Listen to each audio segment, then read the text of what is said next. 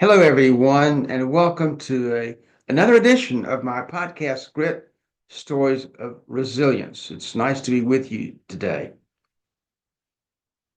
I can still remember a long time ago, the summer of 1956, when the place where I live, the town of Wake Forest, the school that my dad worked with, Wake Forest College, was moving to Winston-Salem, taking the campus from one town to another city, 110 miles to the west. And we were all excited about it. And I remember driving up there that day in our two-tone 1955 Pontiac, four-door. I was getting to have a bunk bed that night in the apartments, faculty apartments, which were just off the campus of the school. I also remember as we were riding along the highway, it was not a superhighway at that time, not an interstate, that there was a billboard. I don't remember exactly where. It was for a car. And it said, suddenly it's 1960. Well, I knew that wasn't true. It's 1956, for goodness sakes. But what they were trying to convince consumers and customers to do was that this car was so outstanding. It was so great, so wonderful. It was ahead of everybody else in the technology. And it's 4 years ahead of its time. And so suddenly it is 1960.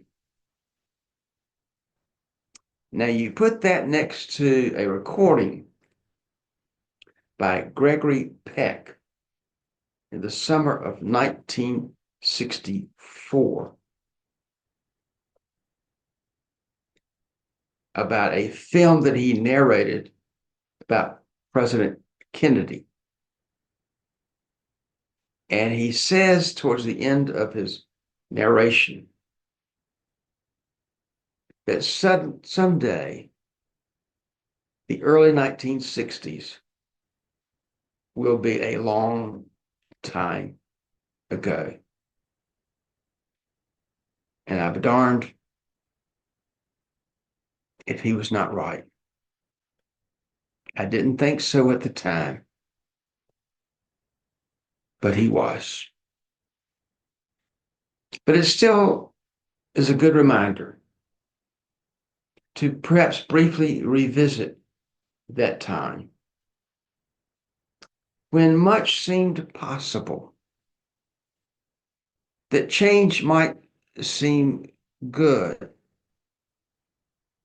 that the forces for progress in this country were out there for the taking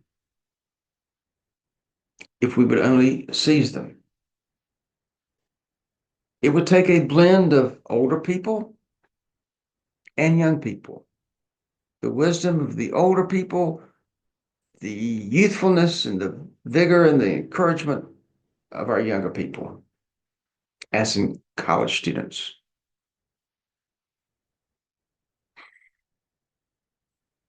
In 1960 and 1961, the civil rights movement was in full bloom in the South. It would culminate in the passage of the Civil Rights Act of 1964 and the Voting Rights Act of 1965. It would allow Blacks to eat in restaurants, to go to hotels and stay there, not to have to be isolated. It would give them the right to vote in national elections.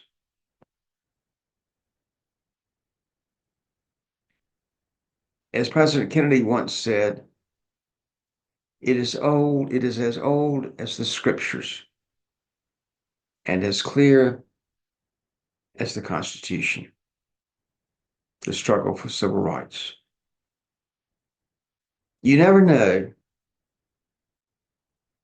when the struggle for something like this will come close to where you live. In the early 1960s, I was finishing high school, getting ready for college. My older brother, 3 years ahead of me, Glenn, was already in college at Wake Forest. We lived nearby on a street where much of the faculty lived. It was adjacent right to the school. You could walk there from where we lived. In 1961, there was this desire to integrate Wake Forest, which was the culmination of the success of the sit-in demonstrations in the town of Winston-Salem, where blacks could now have lunch and buy things and go to restaurants. And the next step, some of these youngsters thought who were doing these sit-in demonstrations, was to move forward to the next stage, which would be the integration of Wake Forest. They were concerned how to do this. There was no plan. They didn't have any students available for the taking. Where will we select one? He or she has got to be above reproach, the top of the ticket. There was a professor of religion at Wake Forest, McLeod Bryan, a liberal by all means, not a radical by today's standards, but perhaps in the 1960s, he was out there and outspoken, garrulous, personable, charming, a good guy. He and his wife, the Bryan family, they were all in. And they were looking for who else they could recruit to help them. They found Ed Chrisman. Ed's a assistant chaplain, will one day become chaplain. Ed had gone to law school at Wake Forest in the early 1950s. His best friend became a successful, high-ranking, powerful lawyer in Wilmington. Ed was the president of the Student Bar Association at Wake Forest, but decided in the end he did not want to be a lawyer. He wanted to be a Baptist minister. And he became the assistant chaplain of Wake Forest after first serving as the BSU director, standing for Baptist Student Union at Wake Forest, which was then a Baptist school. They recruited others. My brother was recruited. He joined enthusiastically, I might add, and became head of a committee or a group of students that is known as the African Student Program. And it was their desire, their wish, to find a student outside the United States because they thought that was our best chance to peacefully integrate Wake Forest. Dr. Bryan knew a missionary in Ghana. And what better way to find somebody for a Baptist school than to find someone with a Baptist missionary to find a student like that who would come willingly to Wake Forest peacefully and try to mix in and join the school. But it's not free. You got to raise money. You got to get support. You have to have a place for him to live when he gets there. All the mechanics of all of those things have to be done. And so they went about raising money. One way one person helped to raise money was the dean of the college, Dr. Ed Wilson, who worked for a short time as a waiter in off hours when he wasn't being dean, serving students and faculty and visitors from the public in what is called the Magnolia Room in Reynolds Hall on the campus of Wake Forest, giving his tip money to the cause. They went about talking to faculty members, trying to encourage them to support them. They ran into some opposition. Some were just opposed to integration, more passively than actively, but certainly opposed. They worked and worked and worked. They finally heard back from this missionary in Ghana that yes, indeed, he had found such a person. Ed Reynolds, it was his name. He was willing to come to the United States and go to school. He was willing to leave his hometown of Ghana and come to school.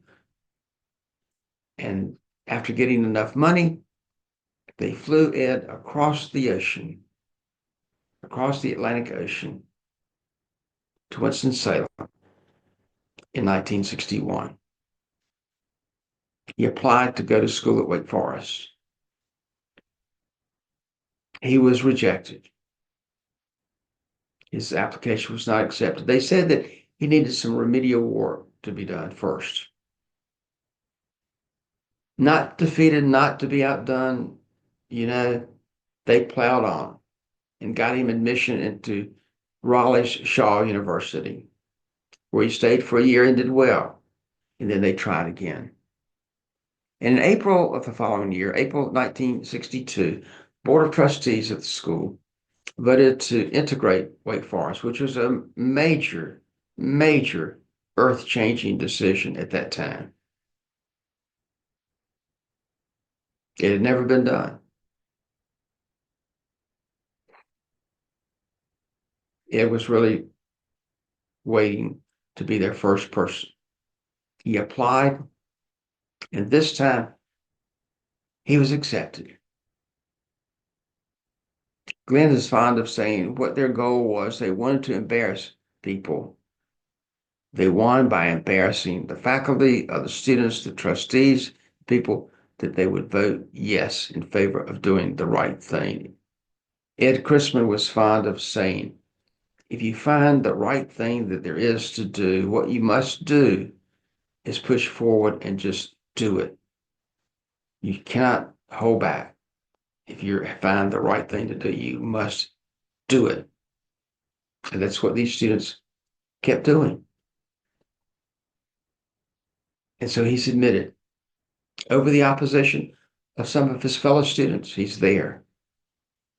One student had written repeatedly he was opposed to integration. And why?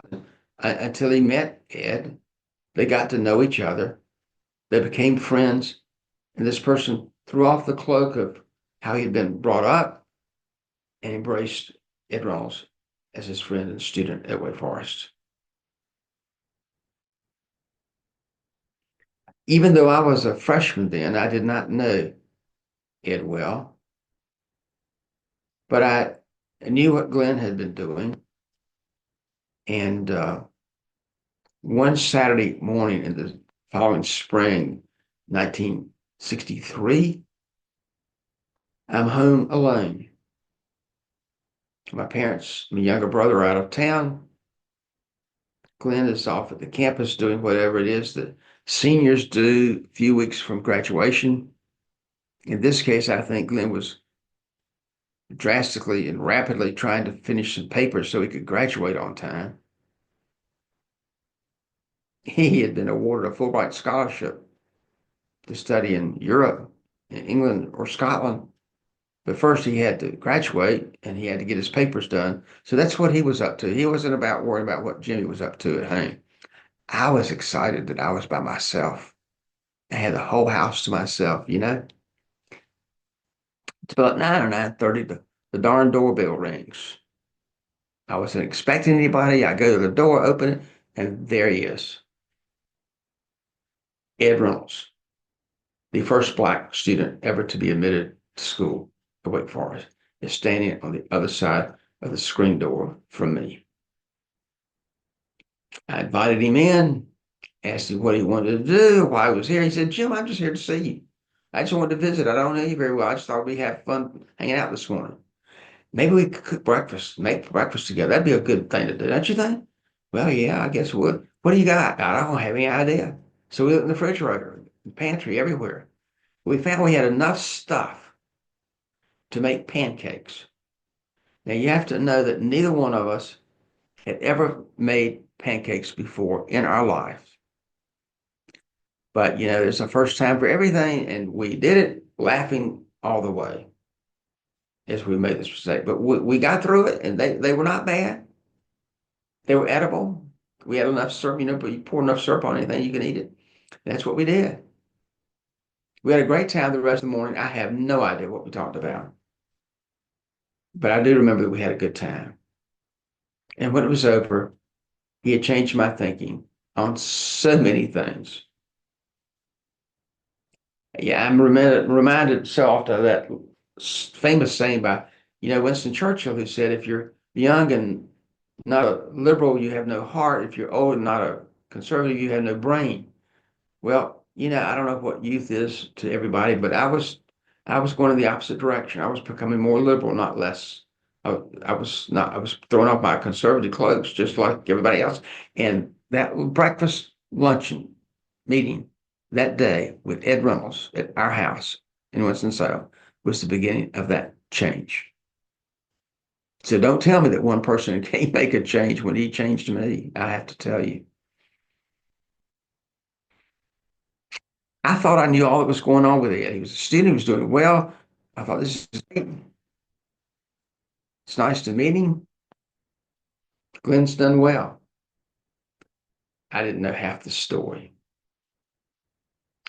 It soon came out as an announcement that Martin Luther King was being invited to speak at Wake Forest in Wake Chapel, the main building on the campus, which seated over 22 to 2,300 people, large by that standard. It's a great building, great place. They've had two presidential debates in that location. And so it was that Martin Luther King was coming to dinner, just like the movie from that era with Sidney Poitier and Katharine Hepburn and Spencer Tracy. Guess who's coming to dinner? It would be Martin Luther King. To have dinner in the Magnolia Room on the campus. That's high eatery by Wake Forest standards at that time. It probably still is. It's where you go as a student if you want to dress up. So they had some students there. The other students who were the servers were nervous. You know what? Cat on a hot tin roof. I mean, they had never waited on a black person before. They didn't know how to act, what to do. They were polite. They just didn't know how to handle it. This is foreign to them. That seems so silly today. But back then it was totally new and different. And they got through it.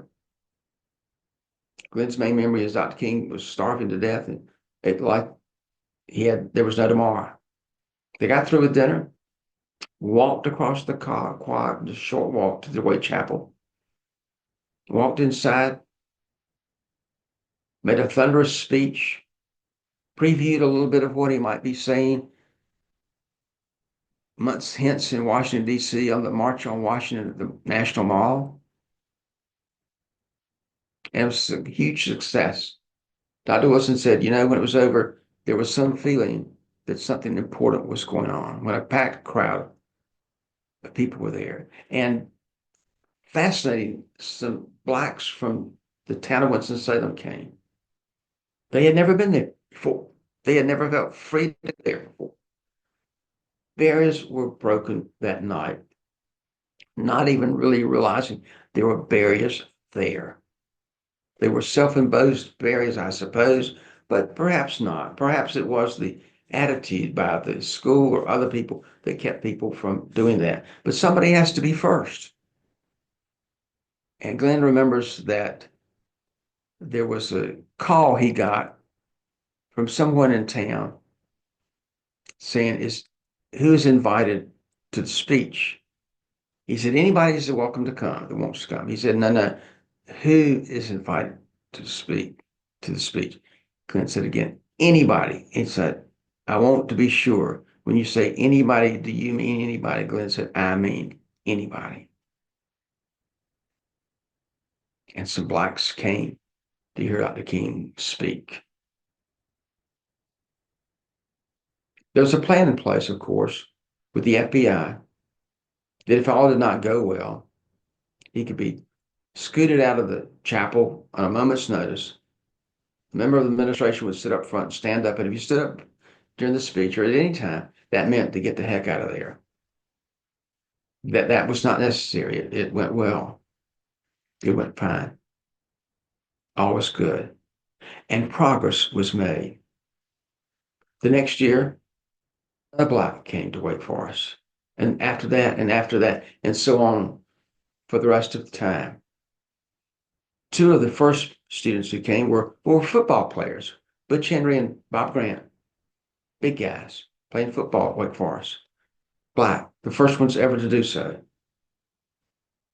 To show you the goodness of a small school and what a small school can do that perhaps the large one has more difficulty doing, is that the president of the college, Dr. Tribble, would go on regular walks with one of the football players, Bob Grant, asking how he was doing and asking for advice he should make with respect to racial diversity, inclusion, and the black people wanting to come to the school. Where the leader asks the student for advice, you know something important is going on and happening. Now, you know, as I said earlier, it was important they pick the right person to make this successful. And they did so with Ed. He graduates on time in 1964 from Wake Forest. He goes to graduate school, gets his doctorate in history, and becomes a college professor. A college professor across the continent in California, professor of history at the University of California at San Diego. Time goes by, a lifetime goes by, and 50 years after his graduation, he is invited back to Wake Forest to meet in remembrance of some of the people he knew when he was young and it helped him in his life and career. They made speeches, they had films, and they reminisced. They gave awards to people what they called Faces of Courage, because it did take a lot of courage in that time to do what these young people did. There was my friend Martha Swain. I loved Martha. She was a year ahead of me. She became the mayor of Winston-Salem. She married Frank Wood, who was a year ahead of her. He was smart as a whip, represented Wake Forest on the team in front of the College Bowl. They did very well. There's Ed Reynolds, whom I had known since the old campus. And have great memories of Ed. He's passed away. But he had such a sense of humor, such a warm and loving person. A practical joker, would do anything. Anything. I once threw him in the lake off a pier at one of the retreats. Not to be outdone, he gets out of the water and throws me in. Dr. Wilson, whom I've done a podcast about before the end of his life at the age of 101, he becomes the provost of Wake Forest. Dr. Tribble finishes out his term a few years later as president. He retires. But it was peaceful, the transition into integration at Wake Forest. That's peaceful in many colleges and universities. Not unlike what happened at Chapel Hill when the basketball coach, Dean Smith, recruits players who are African American to play on his team. And the cause of diversity and inclusion is encouraged that way, successfully, I might add. Ross Griffith. Ross is recruited to be one of Ed's suite mates. He marries Betty Turnage, who is a classmate of mine. They lived together, raised a family in Winston-Salem, and Ross spends his career at Wake Forest in the admissions department. Barry Dorsey, perhaps my best friend at Wake Forest, is also a sweet mate. He's Ross's dorm room person. And Barry becomes president of a couple of colleges, small colleges in Ohio and Virginia before he passed away not long ago. What a great person. They recruited these sweet mates because they would be peaceful and get along and help nurture Ed Reynolds. At mealtime, recreational time, class time, study time, you name it, they were there. And this went on throughout his time at the school. And then there was the young person who was opposed to Ed Reynolds. He was opposed to integration. He said, no integration, he wrote. And yet, after Ed got there, he met them, became friends, and changed his mind. So don't tell me that one person cannot make a difference, because one person certainly can make a difference. You know, looking back at that imperfect time, people stood up asking nothing in return except to do what they thought was the right thing. And they did it. That's not a bad memory to have from your time in college. That while you were there, you did a small thing or were part of a larger thing that caused a movement, a social movement to take hold and change the lives in the direction of not only a school, but of people's lives. I look back at my own time there, and while I was very active in school functions and meetings and clubs and campus politics and that sort of thing, that doesn't hold a candle to the things that my older brother did and other friends of mine did. Joe Clontz and his girlfriend and subsequent wife, Eva Lilly, who I knew then, was a sweet maid. They were such good people. And they really changed the course of that period of time in one place's history. So today, I would say to you, don't be too pessimistic. Out of adversity can come real growth and real progress. Have a spark of optimism, have a spark of faith that all will work out okay. But only if the people who know the right thing to do push hard and do it. That's what it takes. I have enjoyed this short time with you all today. I'm going to invite my brother Glenn to come on here in the next week or two and tell this part of the story again from his own perspective. He will do it much better detail, more colorful detail than I would. But I have to tell you, if I could say, Glenn won't say this about himself, but I will tell you this. I will say this. If you Google integration at Wake Forest or anything like that, you will see a sentence that says, it is widely known and recognized that Glenn Blackburn was the leader in the push to integrate Wake Forest. That's a hell of a thing, you know? That's a heck of a thing. He also will talk about his book that some of you may have read. I know a couple have read, Saving Great Places.